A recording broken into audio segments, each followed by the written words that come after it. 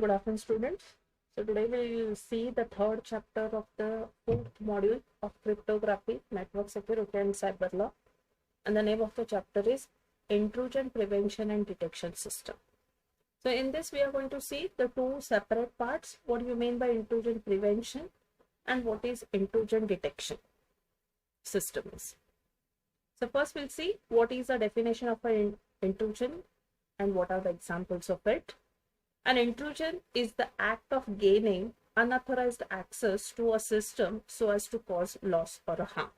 So intrusion, you might have already heard the name. It is nothing but gaining access, that is illegal gaining access to the resources which may cause the damage to that resource. So examples of the intrusion include the following: unauthorized login to a system by illegally acquiring a password, worm infections that use the system as a launch pad to spread and infect other machines, injection of spyware that passively monitors the activities of the user and relays this information back to the attacker, flooding the host with spurious connection requests that attempt to exhaust the target's resources, that is processing power, memory, or communication bandwidth. So these are the examples of the intrusion. So there are two ways of handling these intrusions so that it does not damage your system or any resources using it. So one, we call it as an intrusion prevention. Another is an intrusion detection. So we'll see both what is an intrusion prevention system is and what is intrusion detection system is. So intrusion prevention, it anticipates various kinds of attacks and takes steps to forestall their occurrence. On the one hand, the programmer should adopt practices that help reduce or eliminate software vulnerabilities. So here, prevention is nothing but what? That the types of examples of an intrusion which we have seen in the last slide, so those should not happen in your system. So what are the major practices you adopted so that these kind of attacks will not happen on your system? So that we call it as a prevention. The use of safe string manipulation function in C or a C++ and the use of parameterized SQL queries are some of the practices recommended to protect against buffer overflow and SQL injection attacks respectively. So if you use safe string manipulation function in C or a C++, then it may avoid the buffer overflow condition in the program. Or else if you use parameterized SQL queries, then it may avoid the SQL injection attack to happen on your system. Likewise, sanitizing user input from HTML forms is one preventive measure against cross-site scripting attacks. Another set of preventive measures may be taken by computing system. For example, it may be a hardware compiler or operating system to provide a second line of defense.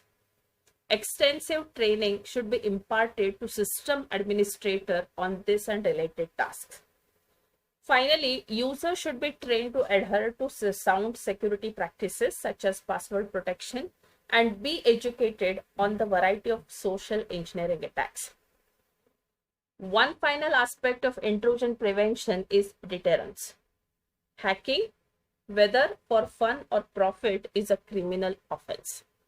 So these are the some of the preventive measures you can take it on your system so as to prevent the intrusion.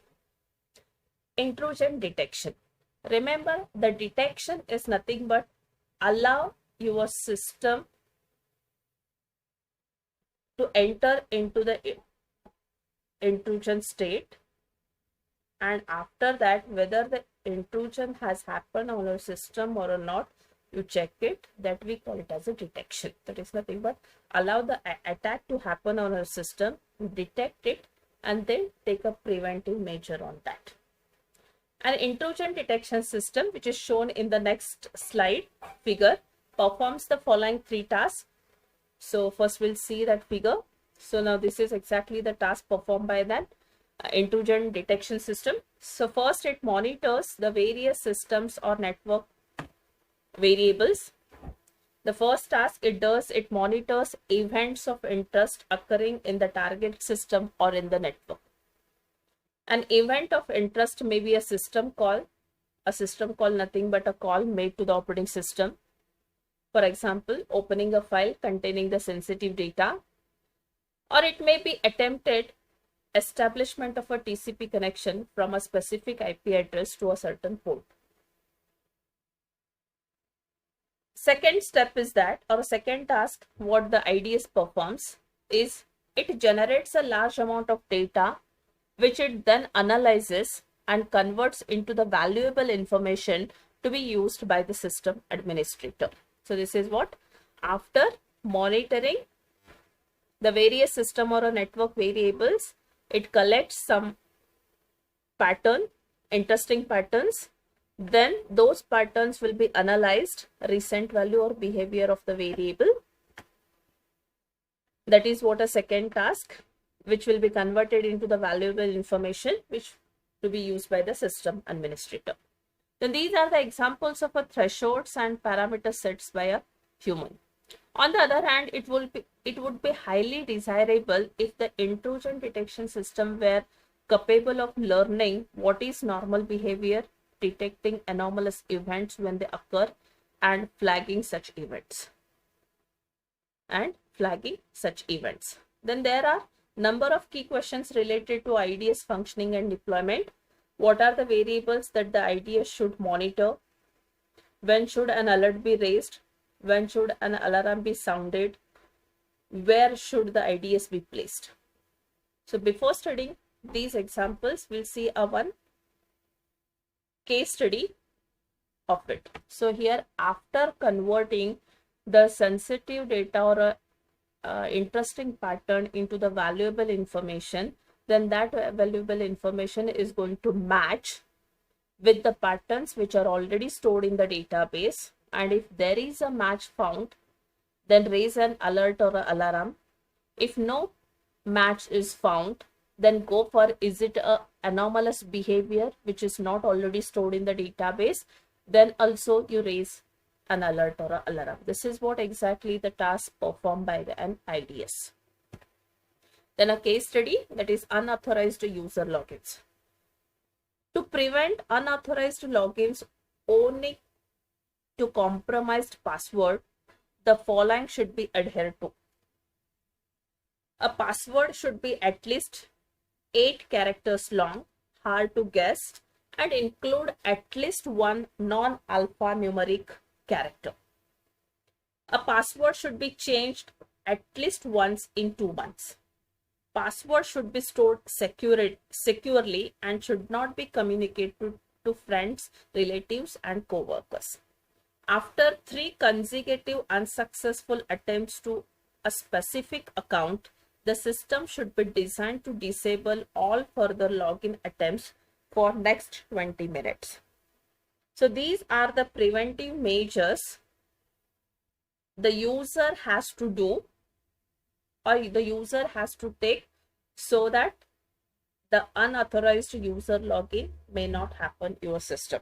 So if you see here, rule 1 and 2 should be observed by the user, though they can and must be enforced by the system. Rule 3 involves the user alone, while rule 4 involves the system alone. So these rules are all measures intended to prevent the intrusion.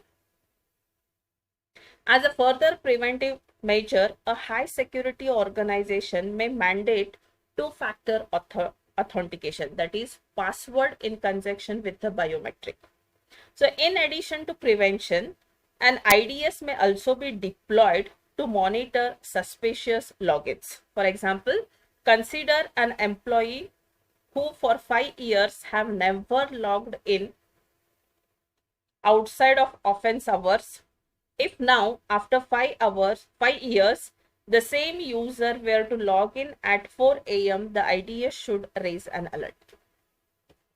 The IDS should raise an alert. So this is what exactly the preventive measures you can take it. And you can raise a alarm or a alert. So the type of intrusion detection system. Real world IDS monitors and mines hundreds of variables for interesting patterns. So few of the variables we have collected together in a table 22.1 together with a condition that may trigger an alert. Some of the variables are mere bit patterns in the packet header or the packet payload. Other variables are counts of certain occurrences within a time interval.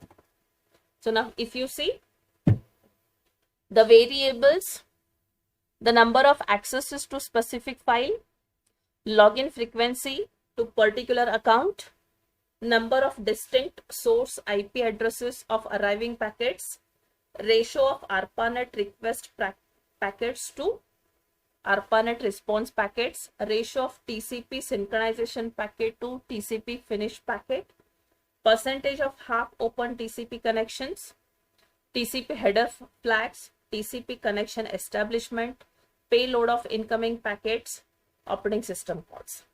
So these are the variables. So out of this, so what exactly we can check the information of that is tenfold increase over normal. That is how many number of attempts the user has made to access to the specific file. Then login frequency to particular account unusually high. The number of distinct source IP addresses of arriving packets very high. Ratio of ARP request packet to ARP response packet is greater than 1. Ratio of TCP synchronization packet to synchronization finished packet is also greater than 1. Percentage of half open TCP connection sudden surge. TCP header flags contain invalid combination. TCP connection establishment unused destination port. Payload of incoming packet specific bit sequence present. Operating system calls particular sequence of calls. So these are the interesting pattern. So and if you see that pattern, based on that, these are the possible type of a attack may happen on your system. That is denial of service attack or a flash event, attempted break-in, worm attack, network scan to identify local active hosts, possible denial of service attack, possible denial of service or distributed denial of service attack, port scan, operating system fingerprints, attempt to find which services are open, specific worm attack, specific virus attack. So these are the some of the variables which can be monitored by the IDS. So next we classify intrusion detection system based on their functionality.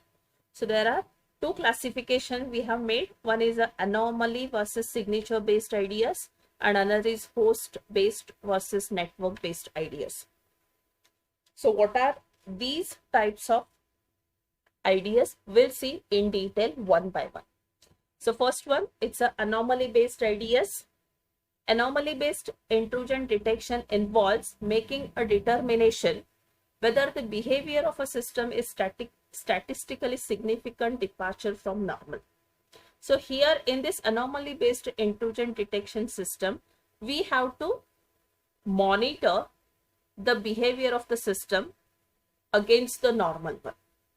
And if you see, it is going to vary or it is going to increase the normal usage or a normal behavior, then we can say it is a intrusion detection system. The IDS will have to learn over time what constitutes normal activity, usage and a behavior. So whatever the example we have seen in a table 22.1, the first 6 conditions are the examples of anomaly based IDS which would monitor. Now consider monitoring the number of TCP synchronization packets and the finished packets in each successive 10-second interval. A disproportionate number of synchronization packets versus a finished packets indicates several half-open TCP connection and possibly the onset of a synchronization flooding attack. So this is what the anomaly based IDS. In signature based IDS, which is also called as a misuse detection, it works by identifying specific patterns of events or behavior that indicate or accompany an attack. Each such pattern is called as a signature. A signature-based IDS maintains a database of known signatures. It attempts to obtain a match between the currently observed behavior of the system and an entry in this database. A real-world signature-based IDS will have thousands of attack signatures against which to compare. An example of attack signature is a specific bit sequence in a worm payload. In a signature-based IDS, it is the presence of a specific signature that raises an alert.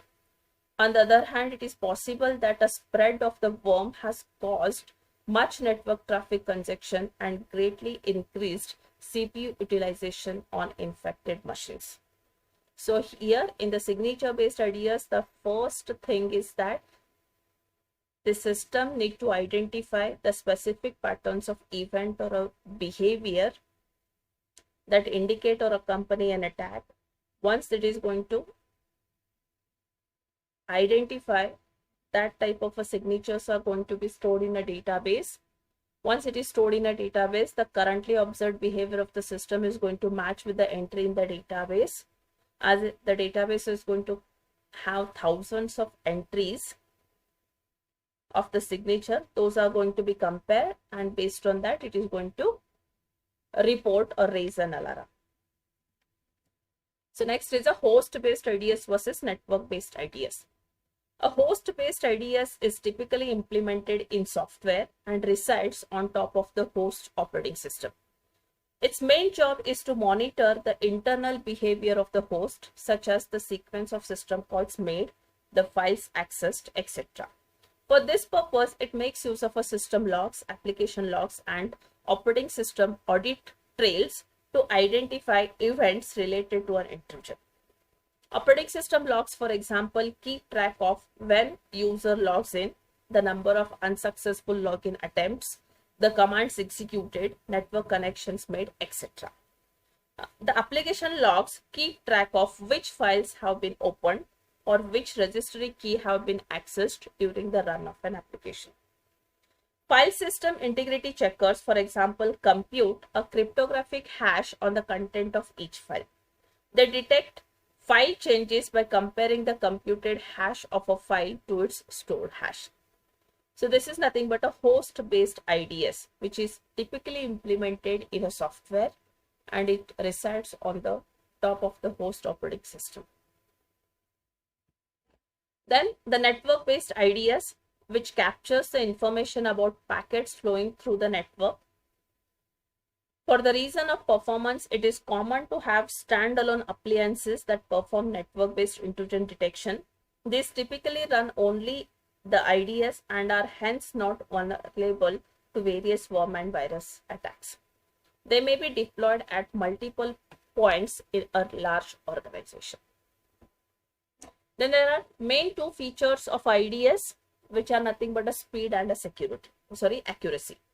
Speed is especially important in fast spreading internet worms. For example, early worm detection and early response mechanisms such as automated system shutdown can help reduce the number of infected machines. Thus, IDS should be able to detect every instance of an intrusion. An undetected intrusion is referred as false negative. Then, distributed denial of service attack, prevention and detection.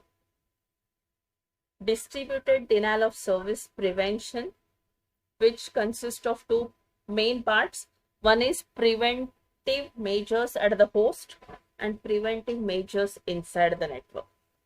So in this, we'll see preventive measures at the host, and then in the next video, we'll see the remaining part of this chapter. So preventive measures at the host. One possible way of handling synchronization attacks is to drop request for TCP connections. So here, main thing is that the client and a server, they need to have a communication between them, and before start communicating with each other, they need to establish a connection.